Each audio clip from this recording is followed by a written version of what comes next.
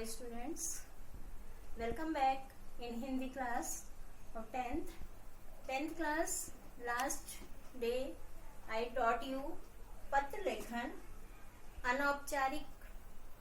This time I am going to teach Anopcharik Patra. Last time I taught you Aupcharik.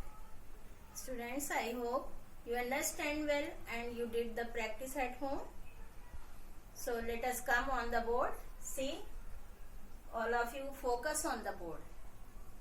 पत्र लेखन, अनौपचारिक पत्र. पिछली बार औपचारिक पत्र के पूरे औपचारिकताएं फॉर्मेट हमने आपको अच्छे से समझाया था और आज हम लोग अनौपचारिक पत्र के विषय में पढ़ेंगे. तो देखिए बोर्ड पे आइए. पत्र लेखन, अनौपचारिक पत्र. अनौपचारिक पत्र आपको पता है वो पत्र जो हम अपने सगे संबंधियों, मित्र, रिश्तेदारों को लिखते हैं वो अनौपचारिक पत्र है. इसमें बहुत ज्यादा औपचारिकताएं, फॉर्मेलिटीज की जरूरत नहीं होती है. फिर भी कुछ चीजें होती हैं जो हमें फॉलो करना होता है, जिनको हमें नियम में अपने लागू करना होता है, लिखने में ध्यान रखना पड़ता है. तो आइए देखते हैं.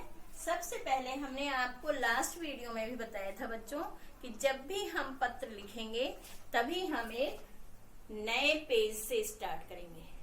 नया पेज हम कोशिश करेंगे कि नया पेज ही होना चाहिए और परीक्षा में तो कोशिश नहीं, अवश्य ही आपको ये अपनाना चाहिए कि आप नए पेज पर ही पत्र को स्टार्ट करें और उसी पेज पे वो फिनिश हो जाना चाहिए. ध्यान दीजिए, ये आपका एक पेज है समझ लीजिए और आज हम अनौपचारिक पत्र के नियम देखेंगे. सबसे पहले इसमें भी वही नियम आता है कि बाईं तरफ, पेज के बाईं तरफ ही हमको फॉर्मेलिटीज स्टार्ट करनी है. इस पत्र में क्या होता है, जो पत्र लिखता है, जिसे भी हम लिख रहे हैं, जिसको हम पत्र भेजेंगे, उसे, जिसने पत्र लिखा है, हम पत्र लिख रहे हैं तो हमारा अपना एड्रेस लेफ्ट साइड में सबसे ऊपर आ जाना है. पेज के स्टार्टिंग में बाईं तरफ लिखने वाले का पता आना है. सपोज हम लिख रहे हैं पत्र अपने मित्र को तो हम पहले अपना पता लिखेंगे. अब बच्चों आप देखेंगे हमने लिखा है परीक्षा भवन. परीक्षा भवन हमने इसलिए लिखा है कि परीक्षा में जब आपको पत्र लिखने को आता है तो आप वहां पर परीक्षा भवन एड्रेस डाल सकते हैं, क्योंकि आप परीक्षा हॉल में बैठे हैं, वहां से आप पत्र लिख रहे हैं. इस बात को ध्यान में रखते हुए हमने इससे आपको उदाहरण सिखाया है. तो आप परीक्षा में सपोज आपको आया है अनौपचारिक पत्र और आप लिख रहे हैं तो बाईं तरफ आप अपना पता डालेंगे परीक्षा भवन. जहां भी जो जगह है, जो संस्था है जहां पे आपका परीक्षा भवन है, उसका नाम, उस नगर का, शहर का नाम और दिनांक, ये आपका लेफ्ट साइड में सबसे ऊपर आ जाएगा. ये लिखने वाले का पता हो गया. अब सेकंड स्टेप पे क्या आता है, सेकंड स्टेप पे हम पहले तो 2 लाइन छोड़ देंगे. 2 लाइन छोड़ने के बाद थर्ड लाइन में हम संबोधन और अभिवादन करेंगे. पत्र किसके लिए लिखने को आया है, टॉपिक में जो भी क्वेश्चन आया है उसमें पत्र मित्र के लिए आया है, भाई के लिए आया, जिसके लिए भी आया है उसको हम संबोधित करेंगे.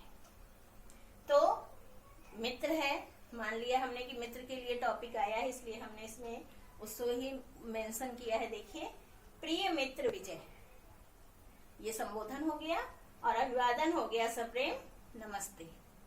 2 लाइन छोड़ने के बाद हम उसका संबोधन और अभिवादन करेंगे. ठीक है. फिर अब आप 1 लाइन छोड़ देंगे. फिर आप क्या करेंगे, 1 लाइन छोड़ने के बाद आप जो टॉपिक में मैटर आया है, टॉपिक में मैटर आया है, सपोज मित्र को किसी चीज की बधाई देने के लिए आया है या इनवाइट करने के लिए, निमंत्रण दे, जो भी मैटर आया है टॉपिक में, उस मैटर को हम थर्ड स्टेप पे उस मैटर को हम 3 भाग में करके प्रेजेंट करेंगे. पहले भाग में 3 पैराग्राफ बनाएंगे उसका, हम 2-2, 3-3 लाइनों का. 2 लाइनों में तो हम हालचाल पूछेंगे, बताएंगे, स्टार्टिंग जिसे कहते हैं. बीच के पैराग्राफ में, बीच की लाइनों में हम उस मैटर को एक्सप्लेन करेंगे, उस चीज को अपना व्यक्त करेंगे, और फिर उसको लास्ट के 2 लाइन में कंक्लूड कर देंगे। मतलब हम पत्र समाप्त कर रहे हैं और उनके घर परिवार में जिसको भी हमें अभिवादन देना है वो सब हम उसमें लिख देंगे, और उनकी प्रतीक्षा है या उनके पत्र की प्रतीक्षा, जो भी एंडिंग में हम लिखना चाहते हैं वो 3rd पैराग्राफ में। इस प्रकार मुख्य विषय वस्तु को 3 भागों में हम ऐसे, पहला भाग हाल समाचार बताना, देना लेना, बीच के भाग में मैटर को एक्सप्लेन करना, और तीसरे भाग में हम उसको कंक्लूड कर देना, दुआ सलाम घर परिवार में सब मेंबर को, ठीक है। फिर उसके बाद ये आपका विषय वस्तु बीच में, जिसको हम बॉडी कहते हैं, हो जाएगा। फिर आप 4th नंबर पे आ जाएंगे। 4th स्टेप आपका क्या होगा? 4th स्टेप में आपका उस, जिसको आपने पत्र लिखा है, लिखने वाले ने जिसे पत्र लिखा है, उससे आपका क्या रिश्ता है। जैसे इसमें हमने मित्र को दिखाया है, तो मित्र से हमारा मित्र का रिश्ता है, तो हम सबसे नीचे डालेंगे तुम्हारा अभिन्न मित्र, ठीक है। सपोज यहाँ पर पिता होते तो हम डालते आपका पुत्र, यहाँ पर भाई होता बड़ा तो हम आपका अनुज। ऐसे जो भी हमारा रिश्ता है उसके अनुसार हमें यहाँ पर डालना है रिश्ता अपना, और फिर उस रिश्ते के नीचे हमें अपना यहाँ पर हस्ताक्षर कर देना है, मतलब अपना नाम लिख देना है, और आपका पत्र यहाँ पर समाप्त हो जाता है। अनौपचारिक पत्र में औपचारिक पत्र से बहुत कम फॉर्मेलिटीज निभानी होती है और बहुत आसानी से लिखा जाता है। इसका जो बीच का विषय वस्तु होता है, बॉडी पार्ट होता है, उसमें भी यदि आपने अपनी भाषा का प्रयोग किया है, मीन्स अपनी लैंग्वेज में थोड़ा लिखा है, तो वो भी आपका मान्य होता है, सही माना जाता है। इसलिए आप देख सकते हैं फिर से, लेफ्ट साइड में संबोधन, अपना एड्रेस, और ये जो मुख्य विषय वस्तु होता है ये पूरे पेज पे आता है 3 पैराग्राफ में। 3 पैराग्राफ का मतलब 2-2, 3-3 लाइन की।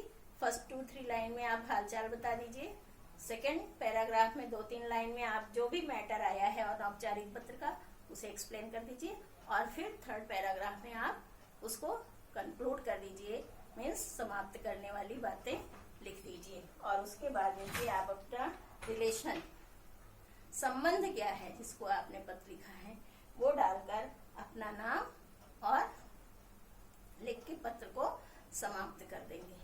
तो बच्चों, ये आपका अनौपचारिक पत्र का फॉर्मेट है, और आप पेज नंबर, सरस हिंदी व्याकरण आपकी बुक है, उसमें पेज नंबर 129 पर जाएंगे, और उस पर जो आपका पहला टॉपिक है, फर्स्ट टॉपिक 129 फर्स्ट टॉपिक, ये आईसीएसई बोर्ड की 2004 की परीक्षा में भी आया है।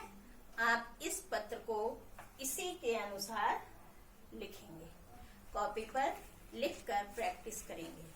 धन्यवाद। I hope everybody understand well. If any doubt, कोई भी आपको किसी भी तरह का इसमें डाउट है, कोई भी प्रॉब्लम है, आप कमेंट बॉक्स में हमसे पूछ सकते हैं और अपने डाउट क्लियर कर सकते हैं।